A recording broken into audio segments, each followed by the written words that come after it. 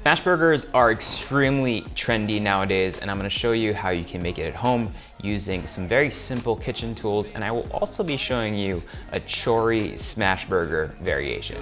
Good life. I'm just living that good life. So why have these become so popular over the last couple of years? It's not like they're completely new.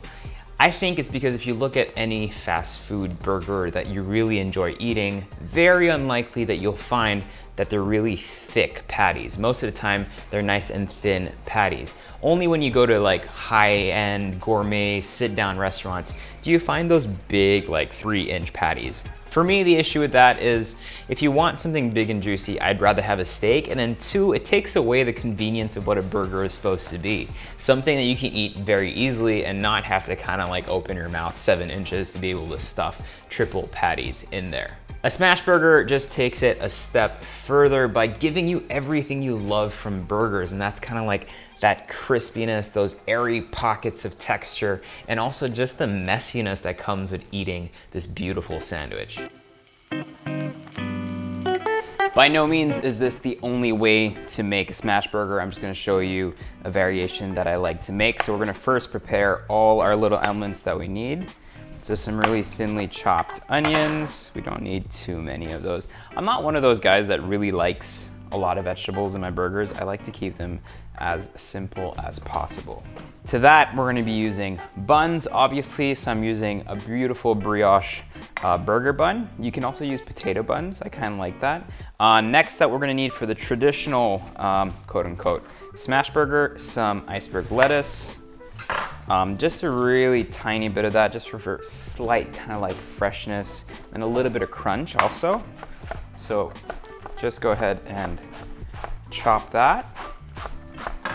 I just realized this whole time that I'm using the wrong board. For the traditional one, we'll also need some mayonnaise and then some butter. For the butter, we're gonna be using it to brush the inside of the bread right before cooking it. Don't do it too early because you don't want that bread to become too soggy. So it really is to just give us that nice last minute crust when you're cooking it on the plancha or on the grill or on the cast iron skillet that you might be using. So let's work now on the beef element of it, obviously. So you want to use about 20% fat ground beef. Something not too fine is nice because you get nice pockets of airiness and crispiness as it cooks down versus something that's really fine that just becomes one kind of like brick. You can also opt to just grab a nice piece of ribeye or whatever your favorite cut is. I like ribeye because it's nice and fatty. And you can go ahead and just hand chop it. It'll add some nice texture to it and some nice pieces of fat and beef to the overall mix. So just hand dice this as you would like when you're making a tartare or something like that. You don't have to get it too fine, but just try to get it as fine as possible with a knife.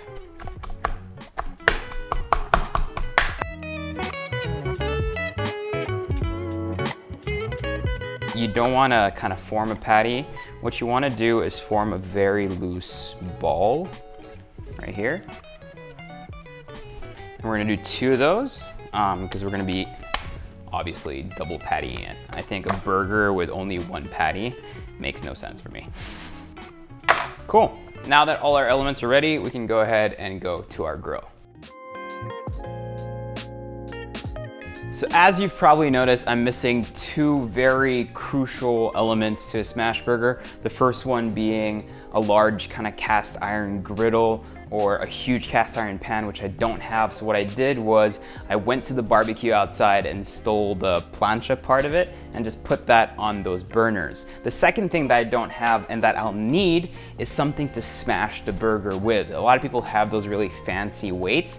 I'm just gonna be using this, and I think a lot of houses have mortar and pestles. So basically with your flippy thingy-majiggy, you're gonna press all this weight onto that and hopefully it works.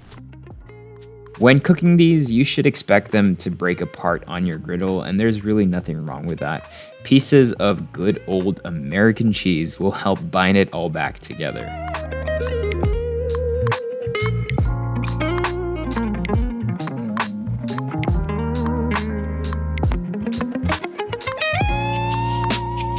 We're basically waiting for this to cook mostly on one side. Once you see only a little bit of pink left on the top part of the patty that is not on the pan, then you can go ahead and flip it over and cook for a further maybe minute before adding your cheese and waiting for that to melt. Now, yes, you could get fancy with the type of cheese that you use here, but honestly, the best is square American cheese or cheddar. When it comes to burgers, it really just doesn't get better than that. Once it's off the griddle, we need to move really quickly. So basically, we're gonna start with our bottom bun here. Don't worry about that char, that toast, that's really what you want. Like, I like really toasted bread. So I'm gonna start with some mayo on the bottom bun. And we're gonna do the exact same thing on the top bun, some mayonnaise there as well. Once we're good with that, we're gonna go ahead and start and add some of our other elements. So just like I said a while ago, a couple of onion rings, nothing too offensive. Some shards of my iceberg lettuce, really minimal here, just for some freshness and texture, a little bit of crunch. And then finally, we're gonna go ahead and add our smash burger patties with the American cheese in the middle. Top bun goes down, and that, my friends, is a beautiful smash burger.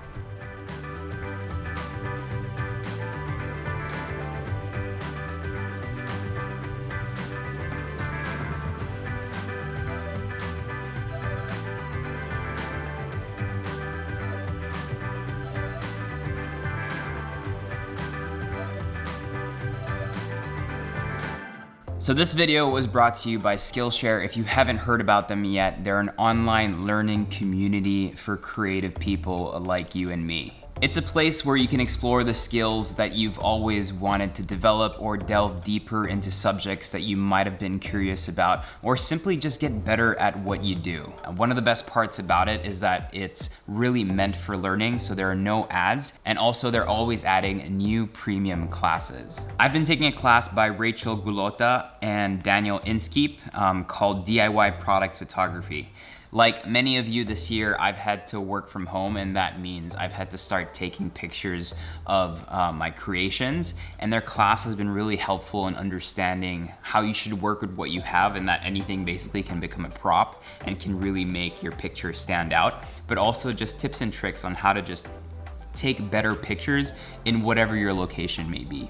At less than $10 a month with the annual subscription, it really has better value than any other classes out there. And you also get the added benefit of a like-minded community with who you can kind of engage and watch things together. The first 1,000 subscribers who click the link in the description box below will get a free trial of the premium membership, so you can really explore your creativity.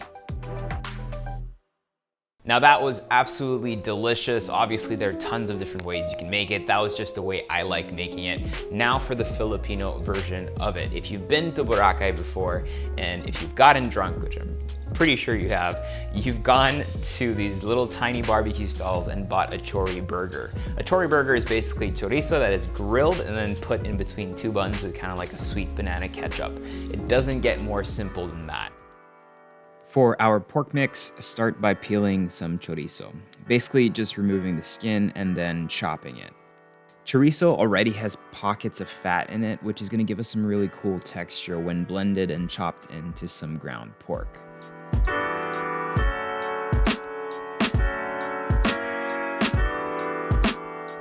For our sauce, mix together some ketchup, mayonnaise, plum sauce, some chiu chili oil. I have a recipe for that in another video if you want to check that out.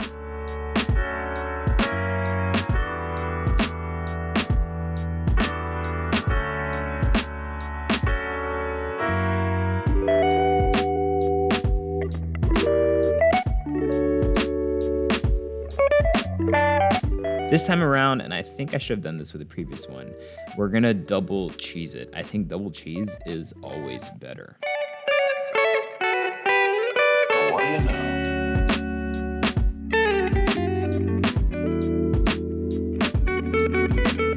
To To assemble, just place your sauce on both buns, add some pickled atchara for that Filipino kick. This is basically a pickled papaya mix, which is absolutely delicious. I do also have a recipe for this in another video if you're interested. I'll make sure to put it in the description box below. Now add a little bit of our lettuce and our glorious looking patties.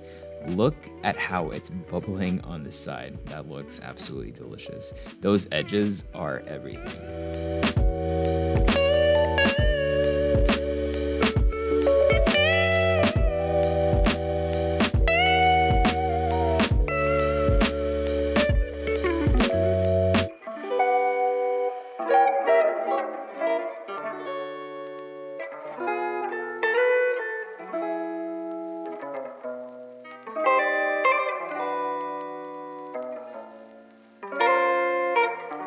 Burgers are such a fantastic option when it comes to cooking for people when they come over because it's not very messy and you can control how you make the patties and how you toast the bread. And once that is out of the way, you can have like a buffet of different condiments, pickles, sauces, and cheeses that your guests can kind of play around with and make their own adventure basically when it comes to what they want to eat, which I think is always really fun and special, and it's such a great conversation starter. So try these out at home and let me know if you like them. By the way, I forgot to mention, if you guys want to get this apron, we've only done a limited run of it. As always, all the merch that we have on merchbuy.ph, part of the proceeds goes to different charities. All the information is on the site.